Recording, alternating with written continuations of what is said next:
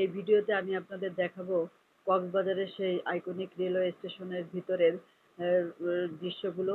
দেখেন এত বড় প্ল্যাটফর্ম আর বাংলাদেশে আর কোনো রেলওয়ে স্টেশন আছে কিনা আমার জানা নেই।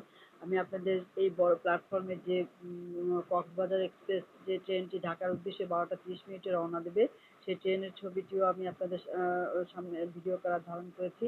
তো আমরা 4 জন এখান থেকে আজকে 12টা 30-এ রওনা দেব। আমার সাথে আছে মিম ও শাফিন। আমরা এই ট্রেনে একসাথে রওনা দেব। তো আমি আপনাদেরকে এই ট্রেনের ভিতরের যে মডিফিকেশন বা এত উন্নত মানের মেটেরিয়ালস দিয়ে তৈরি করা হয়েছে আরামদায়ক একটা জার্নির জন্য যে বাংলাদেশ সরকার জনগণের সেবার উদ্দেশ্যে তৈরি করেছে, সেটা আমি আপনাদেরকে দেখার চেষ্টা করব। তো আমরা এখন ভিতরে ঢুকবো।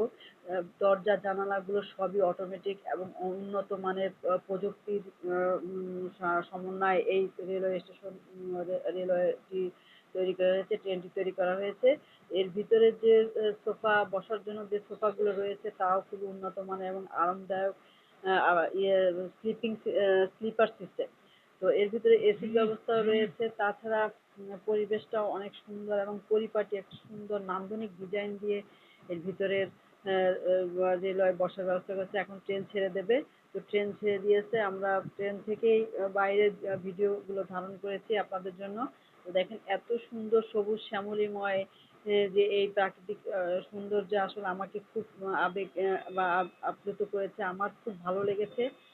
বাংলাদেশের পার্বত্য চট্টগ্রাম জেলায় এত সুন্দর একটা জেলা তা আমার কখনো ধারণা ছিল না।